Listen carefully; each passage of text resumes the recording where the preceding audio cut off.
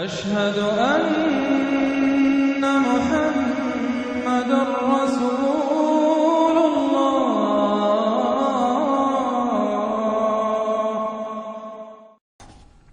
بسم اللہ الرحمن الرحیم. حامیم تنزیل الکتاب من اللہ العزیز الحکیم. یہ بیان کر چکا ہوں بالکل انہی الفاظ سے پچھلی سورت شروع ہوئی ہے.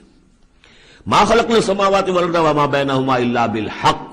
وہاں فرمایا تھا کہ ہم نے آسمان اور زمین کھیل کے لیے نہیں بنائے. یہاں اس کو فرمایا ہم نے نہیں پیدا کی آسمان اور زمین اور جو کچھ ان دونوں کے مابین ہے مگر حق کے لیے، حق کے ساتھ. یہ ایک مستحکم نظام ہے، یہ پرپس فل کریشن ہے، بغیر کسی مقصد کے نہیں ہے. واجل مسمى، اور ایک اجل معین تک کے لیے. والذین کفروا عما انذروا معرضون. اور جن لوگوں نے کفر کیا ہے وہ جس چیز سے انہیں خبردار کیا جا رہا ہے اس سے وہ اعراض کر رہے ہیں. یہاں بھی دیکھیے تقدیم و تاخیر ہے. والذین کفروا معرضون عما انذروا. اصل ترتیب جملے کی یہ بنتی ہے، لیکن جیسا کہ میں نے شروع میں عرض کیا تھا جبکہ میں نے لیکچر دیے تھے تعارف قرآن پر، کہ قرآن مجید کے اندر ایک ردم ہے. یہ جو ایک معروف شاعری ہے، شاعری تو نہیں ہے، قرآن شعر نہیں ہے، لیکن جسے بلینک ورس کہا جاتا ہے. غالباً اس کا دنیا میں اگر رواج ہوا تو قرآن کی وجہ سے ہوا. قرآن بلینک ورس میں ہے، اس میں ایک ردم ہے، ایک فلو ہے، اور اس ردم کی وجہ سے پھر جملوں کے اندر تقدیم و تاخیر ہو جاتی ہے تاکہ وہ جو اس کا ایک صوتی آہنگ ہے وہ برقرار رہے. قل ارأیتم ما تدعون من دون اللہ ارونی ماذا خلقوا من الارض. اے نبی ان سے کہیے جن چیزوں کو تم پوچھتے ہو اور پکارتے ہو اللہ کے سوا، ذرا مجھے دکھاؤ انہوں نے کیا چیزیں پیدا کی ہیں زمین میں. ام لہم شرک فی السماوات، یا ان کے لیے کوئی اور شریکہ ہے آسمانوں میں. ایتونی بے کتاب من قبل ھذا، تو لاؤ میرے پاس کوئی کتاب جو اس سے پہلے نازل ہوئی ہو. او اثارۃ من علم، اور یا پھر کوئی روایت چلی آ رہی ہو علم کی بنیاد پر، دلیل کی بنیاد پر، منطق کی بنیاد پر. ان کنتم صادقین، اگر تم سچے ہو.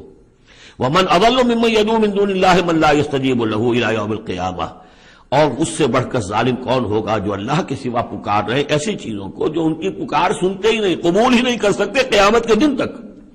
وهم عن دعائهم غافلون، وہ سنیں گے کیا، وہ تو ان کی دعا سے غافل ہیں، انہیں پتہ ہی نہیں کہ وہ دعا مانگ رہے ہیں. فرض کیجئے کہ کوئی کسی بڑے ولی اللہ کو پکار رہا ہے کہ میری مدد کے لیے آ جائیے.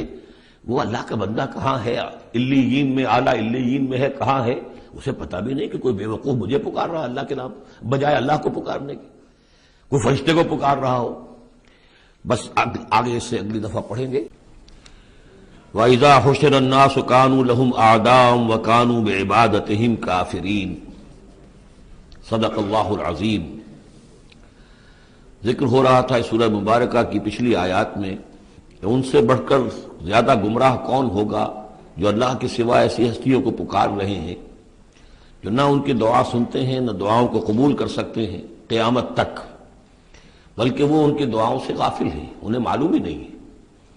وَإِذَا حُشِرَ النَّاسُ، جب لوگوں کو جمع کیا جائے گا، كَانُوا لَهُمْ أَعْدَاءً، وہ ان کے دشمن بن جائیں گے کہ تم نے ہمیں شرمسار کیا، ہماری شرمندگی کا تم سبب بن گئے، تم نے ہمیں اللہ کا مد مقابل بنا دیا.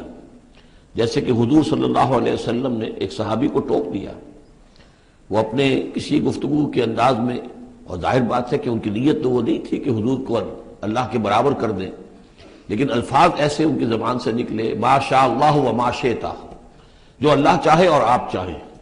اسی پر ٹوک دیا حضور نے، اجعلتنی للہ ندًا، کیا تم نے مجھے اللہ کا مد مقابل بنا دیا ہے. مشیت صرف اللہ کی ہے. تو یہ اولیاء اللہ، یہ فرشتے، یہ پیغمبر، اگر انہیں آپ نے اللہ کے برابر بنا دیا، ان کو پکار رہے ہیں، ان سے دعائیں کر رہے ہیں، تو یہ تو گویا کہ ان کے لیے شرمندگی کی بات ہوگی اللہ کے سامنے، تو وہ دشمن بنیں گے. وَإِذَا حُشِرَ النَّاسُ كَانُوا لَهُمْ أَعْدَاءً وَكَانُوا بِعِبَادَتِهِمْ كَافِرِينَ، اور وہ تو ان کی عبادت کا انکار کریں گے. وَإِذَا تُتْلَىٰ عَلَيْهِمْ آيَاتُنَا بَيِّنَاتٍ، اور جب انہیں سنائی جاتی ہیں پڑھ کر ہماری آیات بینات، قَالَ الَّذِينَ كَفَرُوا لِلْحَقِّ لَمَّا جَاءَهُمْ، تو یہ کافر کہتے ہیں اس حق کے بارے میں جو ان کے پاس آیا ہے، ھذا سحر مبین، یہ تو کھلا جادو ہے. ام یقولون افتراہ، کیا کہ اسے گھڑ لیا ہے، یعنی محمد صلی اللہ علیہ وسلم نے یہ قرآن خود تصنیف کیا ہے. قل ان افتریتہ فلا تملکون لی من اللہ شیئا. اے نبی ان سے کہہ دیجئے کہ اگر میں نے یہ گھڑ کر اللہ کی طرف منسوب کیا ہوتا تو تم مجھے اللہ کے پکڑ سے کچھ بھی نہیں بچا سکتے. یہ مضمون آئے گا آخری پارے میں لو تقول علینا بعض الاقاویل، بلکہ 29ویں پارے میں لاخذناہ بالیمین ثم لقطعنا منہ الوتین، کہ اگر بالفرض خدا نہ خواستہ اگر محمد صلی اللہ علیہ وسلم کوئی چیز گھڑ کر ہماری طرف منسوب کر دیں تو ہم ان کا داہنا ہاتھ پکڑیں گے اور پھر ان کی رگے جان کو کاٹ دیں گے۔ ظاہر بات ہے کہ یہ صرف اس میں جو غصہ ہے وہ ان لوگوں پر ہے جو کہہ رہے تھے۔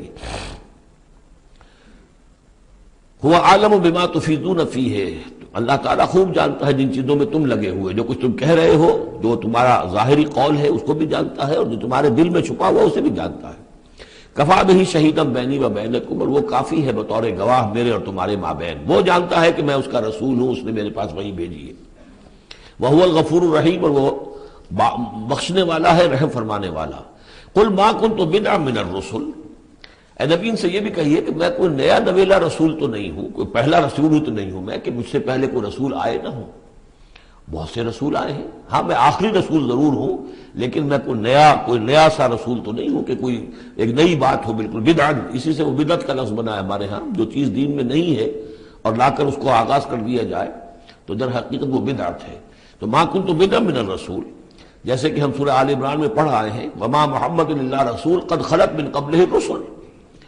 اسی طریقہ سے عیسیٰ ابن مریم کے بارے میں آیا ہے علیہ الصلوۃ والسلام کہ عیسیٰ ابن مریم کیا ہے؟ رسول، اور ان سے پہلے بہت سے رسول گزرے ہیں۔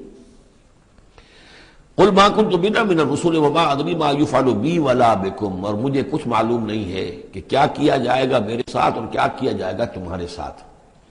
یعنی اس سے مراد یہ نہ سمجھیے کہ حضور کو یہ معلوم نہیں تھا کہ آخرت میں میرے ساتھ کیا کیا جائے گا، وَلَلْآخِرَةُ خَيْرٌ وَأَبْقَىٰ، حضور کے لیے تو یقیناً آخرت جو بہت بہتر ہے، لیکن یہ کہ ابھی کیا ہونے والا ہے، کل کیا ہونے والا ہے۔ ظاہر بات ہے کہ طائف آپ گئے تھے تو بڑی امیدیں لے کر گئے تھے نا، لیکن یہ کہ وہاں جا کر جو صورتحال ہوئی گویا کہ وہ حضور کی توقعات کے بالکل خلاف تھی۔ آپ کو تو امید تھی کہ کوئی نہ کوئی بڑا جو وہاں کا سرداروں میں سے کوئی نہ کوئی اگر مان لے گا میری بات کو تو میں پھر اپنا، چونکہ مکے میں تو اب ابو طالب کا انتقال ہو گیا اور وہی دنیاوی اعتبار سے میرے لیے پروٹیکشن کا ذریعہ تھے، لہذا اب کوئی اگر بڑا رئیس اور بڑا کوئی سردار جو ہے طائف کا وہ ایمان لے آئے تو میں اپنا یہ مرکز وہاں شفٹ کر دوں، لیکن یہ کہ وہاں وہ بات پوری نہیں ہو سکی۔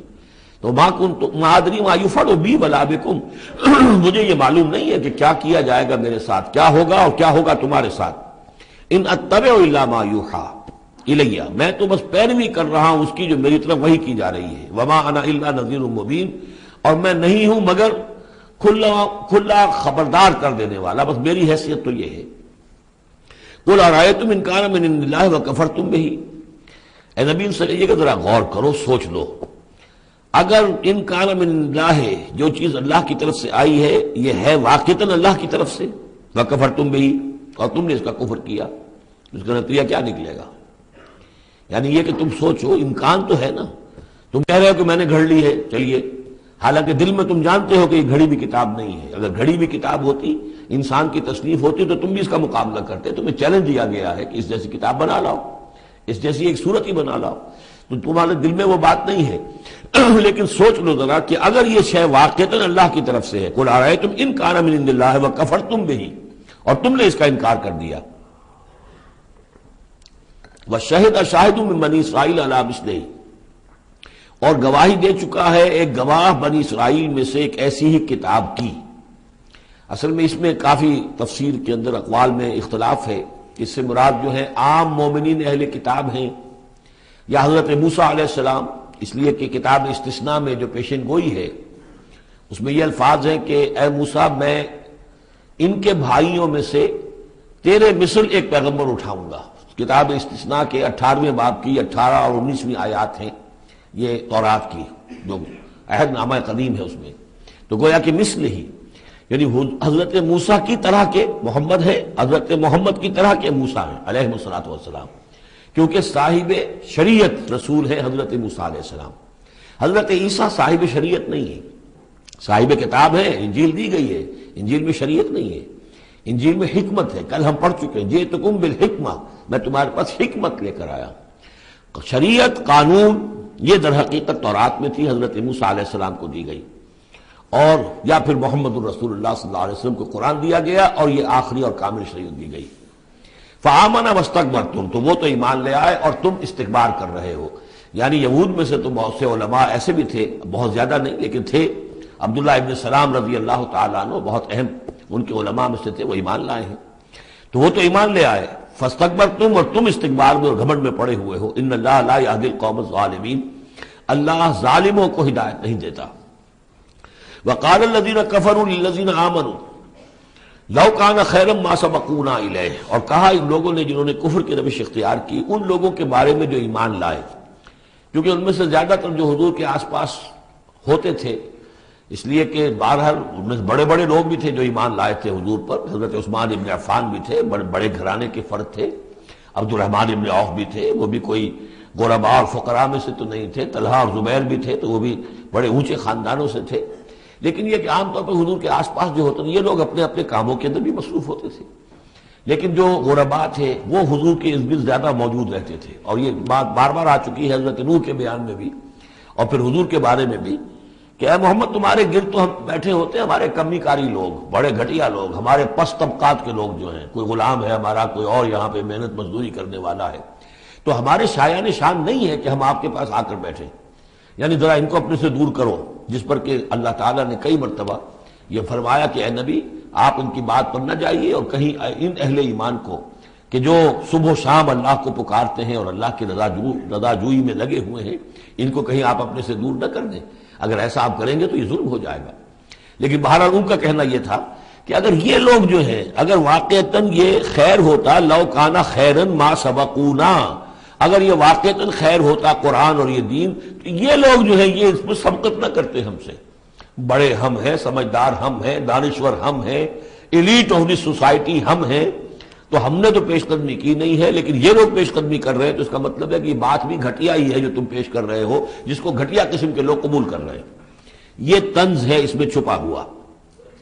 وقال الذین کفروا للذین آمنوا لو کان خیرا ما سبقونا وَإِذْ لَمْ يَهْتَدُوا بِهِ فَسَيَقُولُونَ هَذَا إِفْكٌ قَدِيمٌ، اور جب یہ اس قرآن کے ذریعے سے ہدایت نہیں پا رہے تو کہتے ہیں کہ یہ تو گھڑا ہوا چیز، گھڑی ہوئی چیز ہے، افک ہے، پرانی شے ہے۔ وَمِن قَبْلِهِ کتاب موسیٰ اماما ورحمہ، حالانکہ اس سے پہلے موسیٰ کی کتاب موجود تھی اور اب بھی ہے، اماما ورحمہ، وہ بھی رہنمائی کرنے والی ہے اور رحمت ہے۔ وَهَذَا کتاب مصدق لسانا عربیا، اور یہ کتاب نازل ہوئی ہے اس کی تصدیق کرتے ہوئے، یعنی تصدیق دونوں معنی میں، ایک تو کہ قرآن تصدیق کرتا ہے کہ تورات اللہ کی کتاب تھی، اللہ کی کتاب ہے، اگرچہ اس میں تحریف کر دی گئی ہے لیکن بہرحال اللہ کی کتاب تھی۔ انا انزلنا التوراۃ فیہا ھدی ونور، ہم نے تورات نازل کی تھی، اس میں ہدایت بھی تھی، نور بھی تھا۔ پھر انجیل کے بارے میں فیہ ھدی ونور، قرآن دونوں کی تصدیق کرتا ہے۔ دوسری یہ کہ تورات میں اور انجیل میں جو پیشین گوئیاں تھیں ان کا مصداق بن کر قرآن آیا ہے، تو قرآن مصدق ہے لساناً عربیاً، اور بڑی ہی عمدہ فصیح اور بلیغ عربی زبان میں ہے، لِيُنذِرَ الَّذِينَ، تاکہ خبردار کر دیں ان لوگوں کو ظلموا، جنہوں نے کہ کفر کی روش اختیار کی، خبردار کر دینے کی ذمہ داری ہے، اور اسی لیے یہ جو آسان زبان میں ہم نے اس کو اتارا ہے تاکہ ہر شخص تک یہ بات پہنچ جائے۔ وَبُشْرَىٰ لِلْمُحْسِنِينَ، اور جو ایمان اور اسلام اور احسان کی روش اختیار کریں ان کے لیے یہ بشارت بن جائے۔ ان الذين قالوا ربنا الله ثم استقاموا فلا خوف عليهم ولا هم يحزنون، یقیناً وہ لوگ، یہ وہی الفاظ آ گئے جو سورہ حمیم سجدہ میں آئے تھے، جنہوں نے کہا ہمارا رب اللہ ہے پھر اس پر جم گئے، اور میں نے عرض کیا تھا وہ پھر دوبارہ عرض کر رہا ہوں کہ استقامت میں قیامت مضمر ہے، جنہوں نے کہا ہمارا رب اللہ ہے پھر اس پر جم گئے، یعنی پھر راضی برضائے رب رہنا، اسی پر توکل کرنا، اسی کی رضا جوئی کو اپنی زندگی کا مقصد بنانا، پھر اس کی اطاعت کرنا، اس کے احکام کی پابندی کرنا، اور اس کے جملہ جو بھی اس نے ذمہ داریاں عائد کی ان کو پورا کرنے کے لیے تن من دھن لگا دینا، یہ سب استقامت میں شامل ہے۔ استقامت کے معنی کیا ہے؟ جیسے کہ میں نے آپ کو بتایا تھا کہ حضور سے ایک صاحب نے یہ پوچھا، بلکہ کہا، فرمائش کی کہ مجھے تو کوئی ایک بات ایسی بتا دیجئے جس سے میں پلے باندھ لوں، میں زیادہ لمبی چوڑی باتیں نہیں سمجھ سکتا۔ حضور نے فرمایا قل آمنت باللہ ثم استقم، کہو کہ میں ایمان لایا اللہ پر پھر جم جاؤ، ٹھک جائے تمہارا دل اس کے اوپر کہ واقعتاً پالن ہار وہی ہے، پروردگار وہی ہے، حاجت روا وہی ہے، مشکل کشا وہی ہے، اور وہ ہماری دعاؤں کا سننے والا وہی ہے۔ پھر یہ کہ اسی کے لیے انسان ہمتاً اپنے آپ کو وقف کر دے، ان صلاتی و نسکی و محیایا و مماتی للہ رب العالمین۔ ان الذین قالوا ربنا اللہ ثم استقاموا فلا خوف علیہم ولا هم یحزنون، یہ استقامت والے جو ہی تو اولیاء اللہ ہو گئے نا، پھر جیسے کہ ہم نے سورہ یونس میں پڑھا تھا، الا ان اولیاء اللہ لا خوف علیہم ولا هم يحزنون الذین آمنوا وكانوا يتقون، جو ایمان لائے اور اس پر مستقیم ہو گئے، قائم ہو گئے، جازم ہو گئے، اور وہی تو اللہ کے ولی ہیں، وہی اللہ کے دوست ہیں، ان کے لیے نہ کوئی خوف ہے نہ وہ کسی حزن سے دوچار ہوں گے۔ اولئک اصحاب الجنت خالدین فیہا، وہ جنت والے لوگ ہیں، اس میں رہیں گے ہمیشہ ہمیش، جزاء بما كانوا يعملون، اور یہ جزا ہوگا ان کے اعمال کا۔ یہ بات کئی دفعہ میں نے واضح کی ہے کہ بندے کو یہ سمجھنا چاہیے، اور یہی بندے کہیں گے جنت میں داخل ہونے کے بعد بھی کہیں گے اللہ کے نیک بندے کہ ہماری یہ طاقت نہیں تھی، صلاحیت نہیں تھی کہ ہم اپنے بل پر اور اپنے اعمال کے بل پر یہاں جنت میں داخل ہو سکتے۔ یہ اللہ کا فضل ہے۔ الحمدللہ الذی ہدانا لہذا وما كنا لنہتدی لولا ان ہدانا اللہ، کل شکر اس اللہ کا جس نے ہمیں یہاں داخل کیا اور ہمیں پہنچا دیا یہاں تک ہماری رہنمائی فرما دی، اور ہم ہرگز ہدایت نہ پا سکتے اگر اللہ ہی ہمیں ہدایت نہ دیتا۔ لیکن اللہ تعالیٰ بار بار کہتا ہے کہ ٹھیک ہے، لیکن یہ کہ تمہارے اعمال تھے، تم نے بھی محنت کی تھی، تم نے فیصلہ کیا تھا، اما شاکرم و اما کفورا، جو ہم نے تمہیں اختیار دے دیا تھا، تم نے ہمارے شکر گزار بندے بن کر زندگی گزارنے کا فیصلہ کیا، ہم نے قدر افزائی فرمائی، ہم نے تمہیں توفیق دی، ہم نے تمہارے راستے کی رکاوٹوں کو جو ہے آسان کر دیا، لیکن یہ کہ بہرحال تمہارا عمل اس میں شامل ہے۔ جزاء بما كانوا يعملون، یہ در حقیقت بدلہ ہوگا ان کے اعمال کا۔ ووصینا الانسان بوالدیہ حسنا، اور ہم نے وصیت کی انسان کو، تاکید کی انسان کو اس کے والدین کے بارے میں احسانا، کہ اس کے ساتھ احسان کی روش، نیک سلوک، خدمت۔ اور اس میں بھی خاص طور پر والدہ کا معاملہ جو ہے یہ سورہ بنی اسرائیل میں بھی ہے اور یہاں بھی ہے۔ وہاں بھی آیا تھا ووصینا الانسان بوالدیہ حملتہ امہ وہنا علی وہن وفصالہ فی عامین، تو والدین میں جو ہے والدہ کا حق فائق ہے والد کے حق پر، ویسے دونوں کے ساتھ اس نے سلوک ہو، دونوں کا ادب ہو۔ وَإِمَّا يَبْلُغَنَّ عِندَكَ الْكِبَرَ أَحَدُهُمَا أَوْ كِلَاهُمَا فَلَا تَقُل لَّهُمَا أُفٍّ وَلَا تَنْهَرْهُمَا وَقُل لَّهُمَا قَوْلًا كَرِيمًا، یہ ہم پڑھ چکے ہیں۔ لیکن یہاں بھی اور وہاں بھی خاص طور پر والدہ کا، اس لیے کہ مشقت جو ہے پیدائش میں ساری کی ساری مشقت جو ہے ماں کی ہے، باپ کا کیا حصہ ہے؟ وہ تو ایک کوئی اس کی لذت کا لمحہ ہوتا ہے، وہ اس کے اندر اس نے وہ بوند ٹپکائی اور فارغ۔ اب وہ ساری مصیبت کون جھیل رہی ہے؟ وہ عورت جھیل رہی ہے، ماں جھیل رہی ہے۔ سارا پریگننسی کا دور جو ہے، اس میں ابتدائی دور جو ہے، اس میں اسے جی بتلا رہا ہے، الٹیاں آ رہی ہیں، چیزوں سے نفرت ہو رہی ہے، پھر جب بوجھل ہو گئی ہے، جسم بوجھل ہو گیا ہے، بوجھ اٹھائے ہوئے ہے، پھر وضع حمل کی مشقتیں ہیں، وہ درد ذہ ہے، پھر اس کو دودھ پلانا ہے 2 سال تک، اس کے جو اس کو گند ہے اس کو صاف کرنا ہے، پوتڑے دھونے ہیں، یہ سارے کام کون کر رہا ہے؟ ماں کر رہی ہے۔ باپ کا تو اس میں حصہ ڈائریکٹ نہیں انڈائریکٹ ہے کہ بہرحال وہ کمائی کرتا ہے، پرووائڈ کرتا ہے، یہ بات دوسری ہے، لیکن جو مشقت ماں کی ہے۔ اسی لیے حدیث میں آتا ہے کہ ایک صحابی نے حضور سے سوال کیا کہ میرے حسن سلوک کا سب سے اولین مستحق کون ہے؟ آپ نے فرمایا تمہاری والدہ۔ انہوں نے پوچھا پھر ان کے بعد کون؟ فرمایا پھر تمہاری والدہ۔ تیسری مرتبہ پھر کون؟ حضور پھر والدہ تمہاری۔ چوتھی مرتبہ جب اس نے پوچھا ان کے بعد کون، تو آپ نے فرمایا تمہارے والد۔ یعنی والدہ کا حق جو ہے وہ والد کے حق پر، یہ ہے اخلاقی حق۔ قانونی حق والد کا زیادہ ہے، اگر سیپریشن ہو جائے گی تو اولاد والد کی ہے، قانونی حق اس کا زیادہ ہے، لیکن اخلاقی حق، خدمت کا حق اور جنت جس کے پاؤں تلے ہے وہ باپ نہیں ماں ہے۔ جنت جو ہے وہ تو اس کے قدم تلے تحت اقدام الامہات، اس حوالے سے اخلاقی مقام جو ہے وہ عورت کا زیادہ ہے، ماں کا زیادہ ہے۔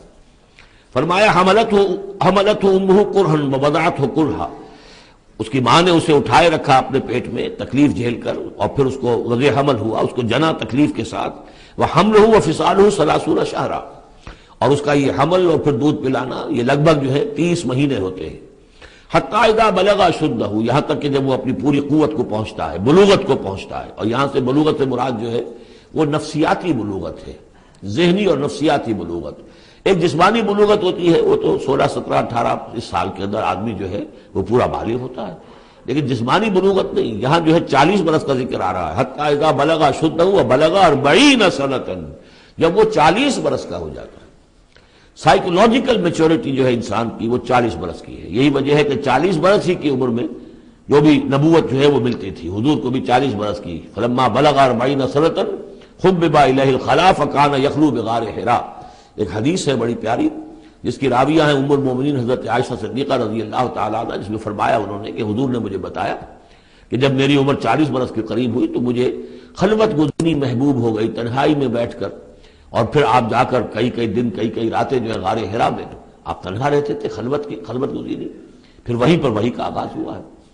تو 40 برس کی عمر، اگرچہ استثناءات ہیں، حضرت یحییٰ کے بارے میں ہم پڑھ چکے ہیں سورہ مریم میں، آتیناہ الحکم صبیہ، بچپن ہی میں اللہ نے انہیں حکمت عطا فرما دی، اور ان کو جو بھی وہ میچورٹی ہے اللہ نے بہت ابتدائی عمر میں عطا فرما دی۔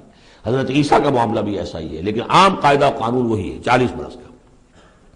حتیٰ اذا بلغ اشدہ وبلغ 40 سنة قال رب اوزعنی ان اشکر نعمتک التی انعمت علی وعلی والدی، تو وہ کہتا ہے کہ میرے پروردگار مجھے اس کی میری قسمت یہ بنا دے، یہ میرا نصیب فرما دے، مجھے اس کی توفیق دے کہ میں شکر ادا کر سکوں تیرے انعامات کا جو مجھ پر ہوئے اور میرے والدین پر ہوئے، وان اعمل صالحا ترضاہ، اور یہ کہ میں ایسے عمل کروں اچھے جو تجھے پسند آئیں، جنہیں تو پسند کرے، واصلح لی فی ذریتی، اور پھر یہ کہ میرے لیے میری اولاد کے لیے بھی، اولاد میں بھی میرے لیے بہتری پیدا کر دے۔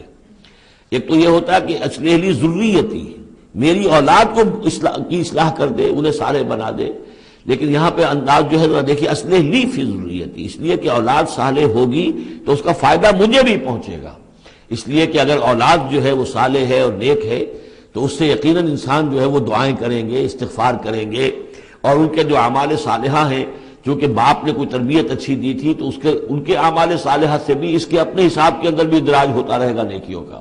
تو اصلح لی فی ذریتی، میری ذریت میں، میری نسل میں میرے لیے اصلاح فرما دے، یعنی ان کی اصلاح فرما جس سے کہ خود مجھے بھی فائدہ پہنچے۔ اسی بالکل یہی مفہوم ہے کہ جو ہم نے سورہ الفرقان میں پڑھا ہے، وَجْعَلْنَا لِلْمُتَّقِينَ إِمَامًا، مراد یہ کہ ہماری اولاد کو متقی بنا، تاکہ ان کی جو ہم از خود ان کے آگے چلنے والے ہیں، ان کے امام ہیں، وہ ہمارے فالوورز ہیں، ہمارے پیچھے چلنے والے ہیں، اور قیامت میں ایسا ہوگا حشر میں آدمی اٹھیں گے اور ان کے پیچھے ان کی نسلیں چلی آ رہی ہیں، تو ہمارے پیچھے آنے والے ہیں وہ نیک ہوں، متقی ہوں۔ وَاصْلِحْ لِي فِي ذُرِّيَّتِي إِنِّي تُبْتُ إِلَيْكَ، میں تیری جناب میں توبہ کرتا ہوں، رجوع کرتا ہوں، وَإِنِّي مِنَ الْمُسْلِمِينَ، اور یقیناً میں تیرے فرما برداروں میں سے ہوں۔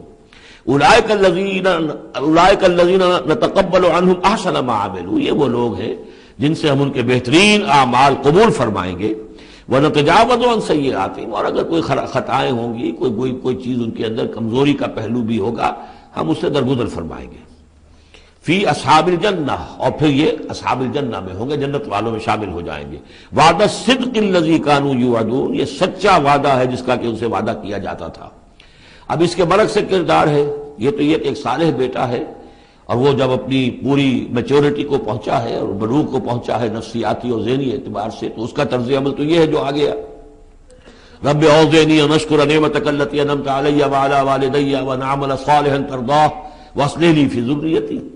ایک دوسرا برعکس کردار ہے، والذی قال لوالدیہ اف لکما اتعداننی ان اخرج وقد خلت القرون من قبلی، اور وہ شخص جو اپنے والدین سے کہتا ہے، والدین مسلمان ہیں لیکن بیٹا آوارہ ہو گیا ہے یا ذہنی طور پر جو ہے وہ گمراہ ہو گیا ہے، وہ نہ آخرت کو مان رہا ہے نہ اللہ کو مان رہا ہے، کسی اور رخ پہ جا رہا ہے، تو وہ اپنے والدین سے کہتا ہے اف لکما، میں بڑا بیزار ہوں آپ سے، یہ کیا آپ لوگوں نے ڈھکوسلے تراش رکھے ہیں، یہ کیا آخرت واخرت کی آپ مجھے دھمکی دیتے رہتے ہیں، اتعداننی، کیا آپ مجھے اس بات سے ڈراتے ہیں، وعدہ دیتے ہیں، دھمکاتے ہیں، ان اخرجا، کہ مجھے نکالا جائے گا، دوبارہ زندہ کیا جائے گا، وقد خلت القرون من قبلی، مجھ سے پہلے نہ معلوم کتنی نسلیں بیت چکی ہیں، ہزارہا لوگ نسل بعد نسل ختم ہو چکے ہیں، تو میں تو ان باتوں کو ماننے والا نہیں ہوں، یہ آپ کے ڈھکوسلے ہیں، یہ پرانی باتیں ہیں، دقیانوسی باتیں ہیں۔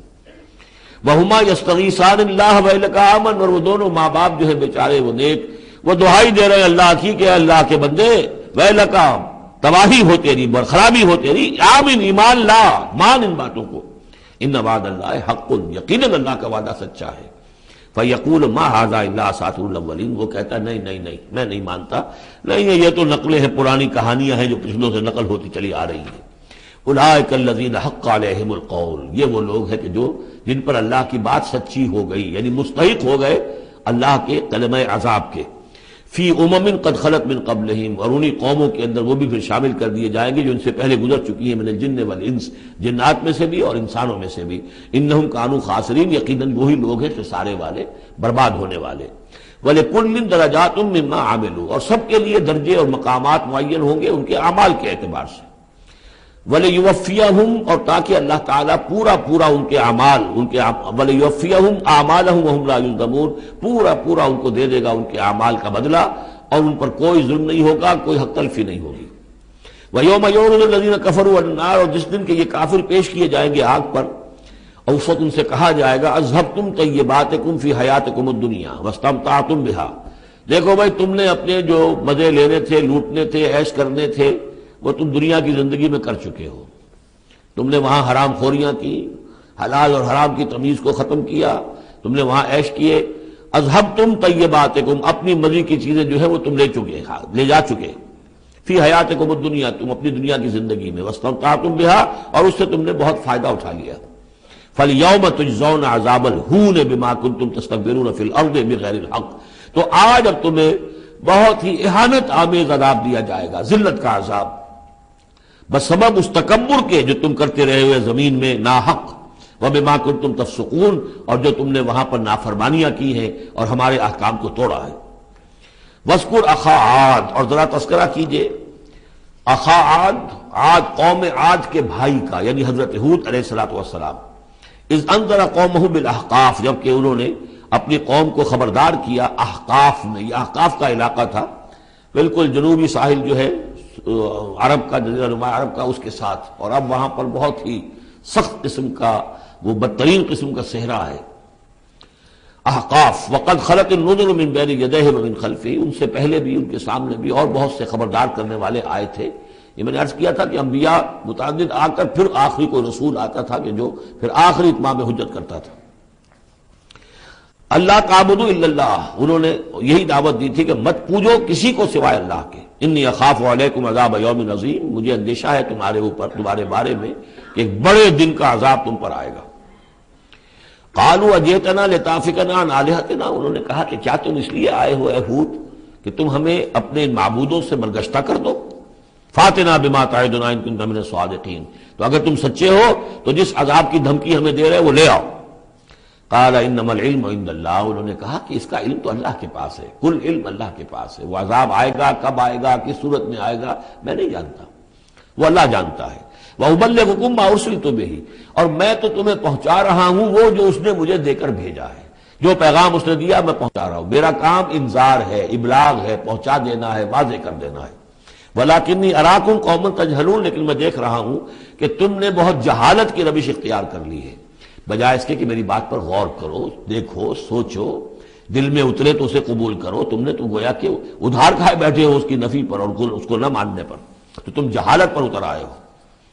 فلما رآہ عارضا مستقبل اودیتہم، تو عذاب الہی جب آیا، اس کے آثار جب آئے تو وہ ایک ایسی صورت میں تھے کہ جو ہے کہ بادل آ رہے ہیں، تو جب دیکھا انہوں نے اس کو، یعنی عذاب کو، رآہ ہو، یہ وہ عذاب کے لیے ضمیر ہے، عارضا کہ اس کو ہم نے ایک امر کی صورت میں بھیجا، مستقبل اودیتہم، جو ان کی وادیوں کی طرف چلا آ رہا تھا، سامنے آ رہا تھا۔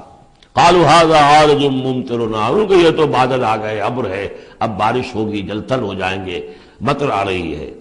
بل هو ما استعجلتم به، نہیں، یہ تو وہ شے جس کی تم نے جلدی مچائی تھی کہ لے آؤ عذاب اگر لا سکتے ہو۔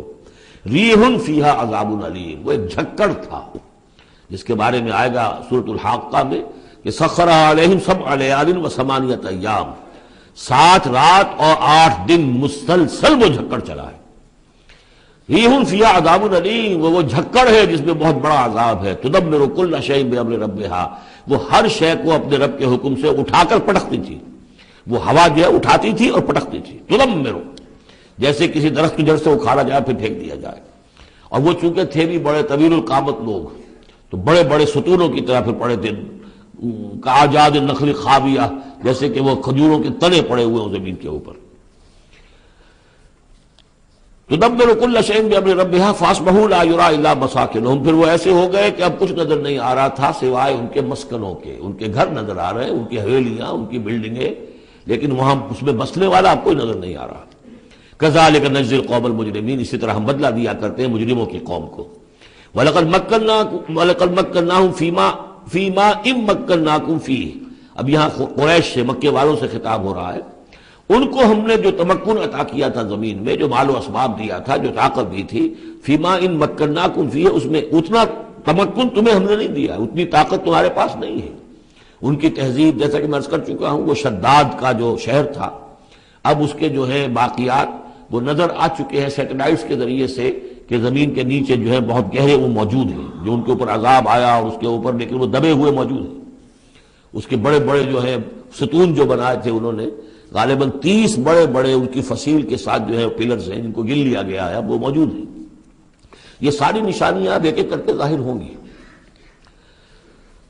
وَلَقَدْ مَكَّنَّاهُمْ فِي مَاءٍ مَكَّنَّاكُمْ فِيهِ، ہم نے وہ چیزیں انہیں دی تھی کہ جو اے قریش تمہیں نہیں دی، ہم نے ان کو تمہیں وہ تمکن نہیں دیا۔ وَجَعَلْنَا لَهُمْ سَمْعًا وَأَبْصَارًا وَأَفْئِدَةً، ہم نے ان کے لیے بھی ہم نے انہیں سماعت کان بھی دیے تھے، وابصارن آنکھیں بھی دی تھی، افئدہ بھی دیے تھے، دل اور عقل بھی دی تھی۔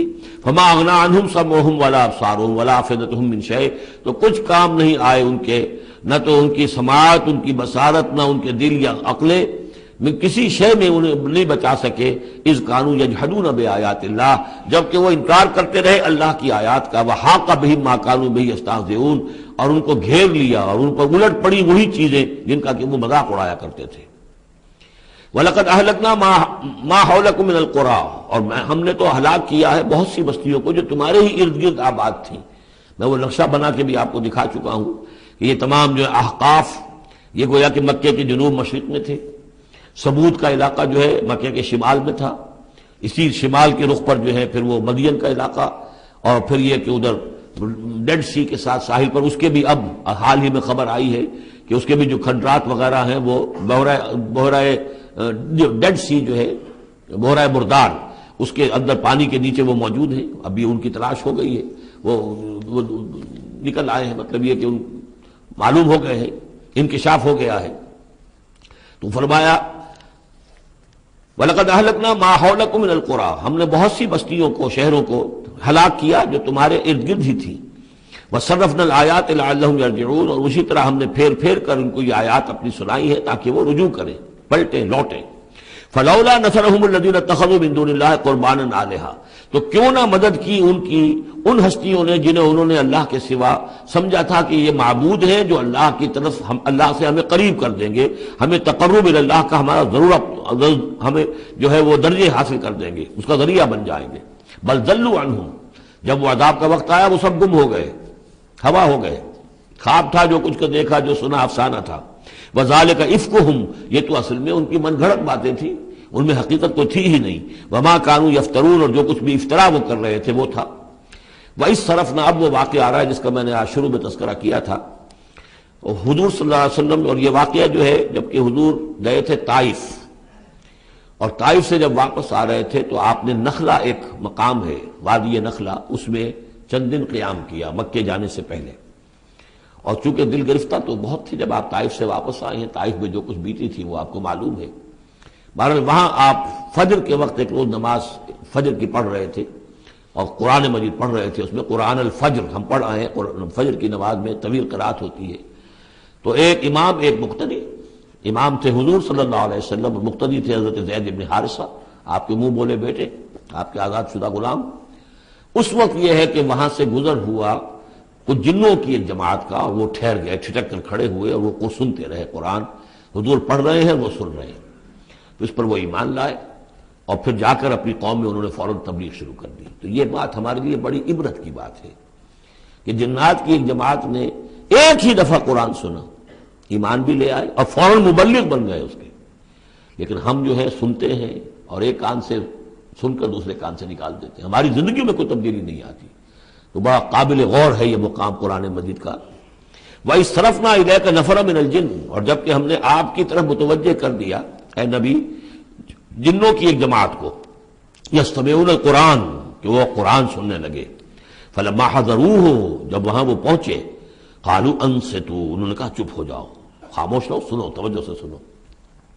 اب دیکھیے جو بات قرآن مجید میں آئی ہے وَإِذَا قُرِئَ الْقُرْآنُ فَاسْتَمِعُوا لَهُ وَأَنصِتُوا، معلوم ہوتا ہے کہ یہ وہ ان جنات میں سے تھے کہ جو طبعاً نیک تھے، شریف تھے، اس اعتبار سے ان کے اندر وہ جو مادہ تھا وہ موجود تھا، بلکہ آگے چل کر معلوم ہوگا کہ وہ حضرت موسیٰ علیہ السلام کے ماننے والے تھے، ان پر گویا کہ وہ اہل کتاب جنات تھے۔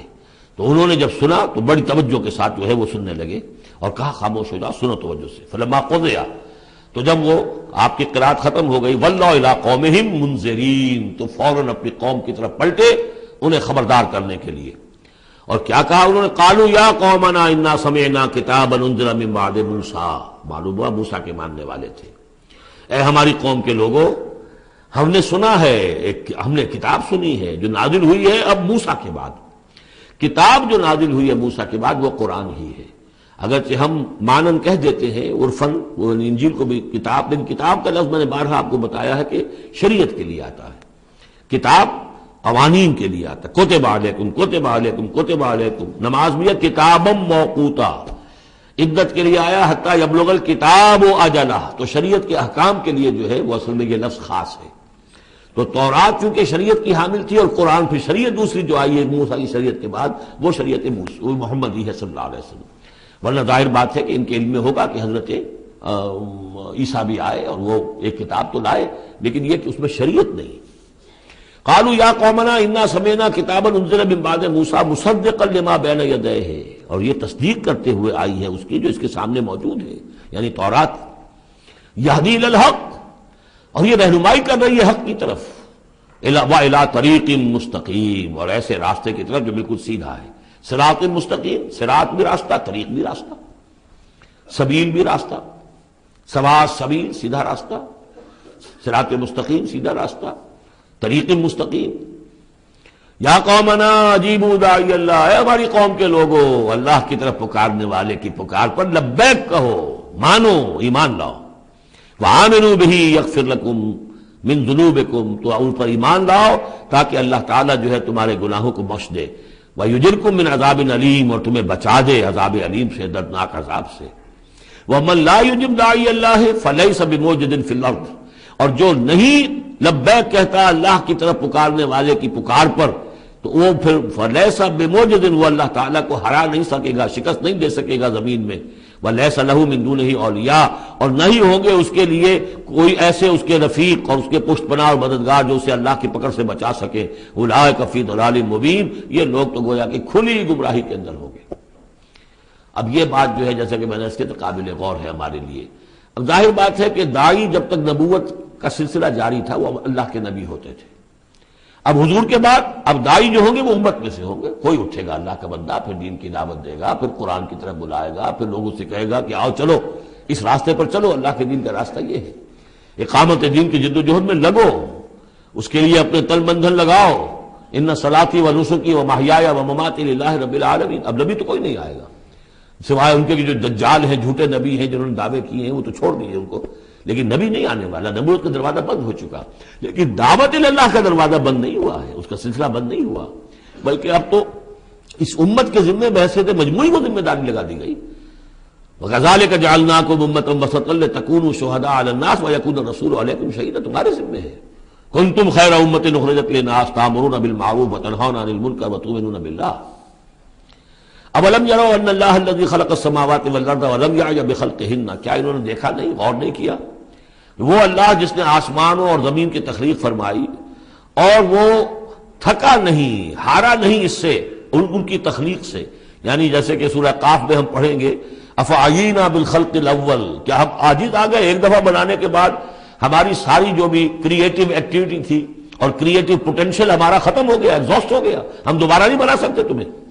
تو لم یا بخلقہن، وہ عاجز نہیں آ گیا ان کی تخلیق سے. اب اس کی جو خلاقی کی قوت ہے وہ ختم نہیں ہو گئی ہے. بقادر علی ان یحیی الموتى، تو کیا وہ قادر نہیں ہوگا اس پر کہ مردوں کو زندہ کر دے؟ بلا، کیوں نہیں، انہ علی کل شیء قدیر، یقیناً وہ ہر چیز پر قادر ہے.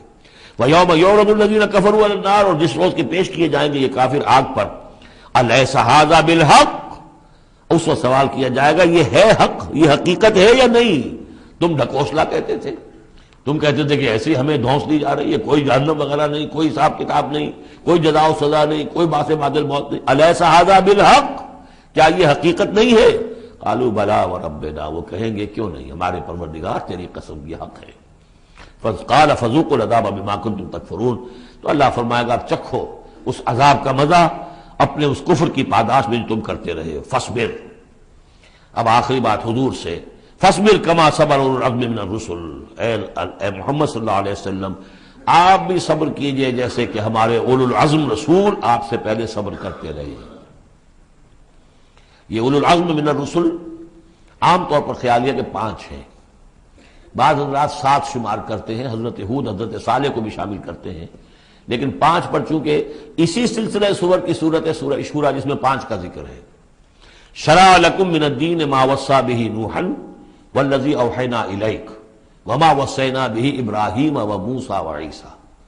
حضرت نوح، حضرت ابراہیم، حضرت موسیٰ، حضرت عیسیٰ اور حضرت محمد صلی اللہ علیہ وسلم علیہ السلام، یہ اولو العزم من الرسل ہیں۔ اور اس میں جو یوں سمجھیے کہ عزم اور صبر کا معاملہ جو ہے اس میں حضرت ایک اعتبار سے حضرت نوح سب سے آگے ہے، 950 برس تک جو ہے انہیں صبر کرنا پڑا، فلبث فیہم 1000 سنۃ الا 50 عاما۔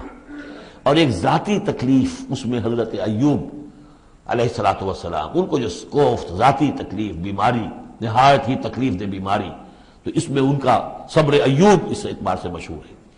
فاصبر کما صبر اولو العزم من الرسل، صبر کیجئے جیسے کہ ہمارے اولو العزم پیغمبر صبر کرتے رہے۔ ولا تستعجل لهم، اور ان کے لیے جلدی نہ کیجئے۔ کیا مطلب؟ یہ خیال جو کبھی شاید حضور کے دل میں بھی آ جاتا ہو، لیکن یہ کہ دوسرے مسلمانوں کے دلوں میں آنا تو بالکل قرین قیاس ہے کہ اللہ تعالیٰ ان کو پکڑتا کیوں نہیں؟ یہ کس طریقے سے بلال کو کیسے مار رہا ہے یہ امیہ ابن خلف، اللہ تعالیٰ اس کا ہاتھ چھل کیوں نہیں کر دیتا؟ وہ تو علی کل شیء قدیر ہے۔ اور اس قوم کو کب تک یہ مہلت دی جائے گی؟ کیوں نہیں ان پر عذاب آ جاتا جیسے کہ عذاب آیا تھا پچھلی قوموں کے اوپر؟ فرمایا نہیں، ولا تستعجل۔ پچھلی سورت بھی اسی پر ختم ہوئی تھی کہ اے نبی اہل ایمان سے یہ کہیے کہ ذرا ان کو ابھی معاف کریں، ابھی ان کو کچھ عرصے کے لیے، چونکہ جو ہمارا ابھی فیصلہ جو ہے وہ یہ ہے کہ ابھی وہ وقت عذاب کا نہیں آیا ہے، تو ابھی یہ ذرا درگزر کرتے رہیں۔ وہی بات یہاں خاص طور پر واحد کے صیغے میں خطاب کر کے حضور سے کہی جا رہی ہے۔ فاصبر کما صبر اولو العزم من الرسل ولا تستعجل لهم، تستعجل لهم ان کے لیے جلدی نہ کیجیے۔ کانہم یوم یرون ما یوعدون، جس دن کے یہ دیکھیں گے اس عذاب کو، جب عذاب آئے گا تو ایسے محسوس کریں گے لم یلبسوا الا ساعۃ من نہار، کہ نہیں رہے تھے مگر دن کی کسی ایک حصے میں، ایک گھڑی دن کی صرف۔ بلاغ، یہ ہے پہنچا دینا، ھذا بلاغ، لیکن ھذا یہاں پر محذوف ہو گیا، ھذا بلاغ، بلاغ یہ پہنچا دینا ہے۔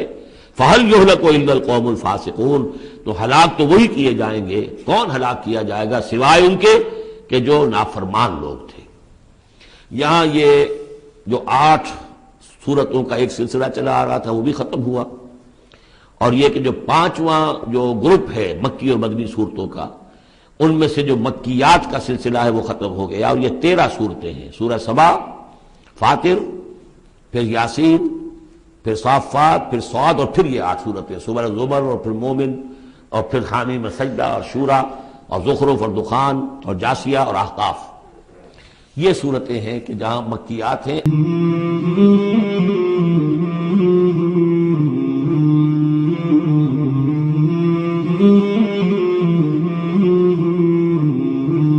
مولاي صل وسلم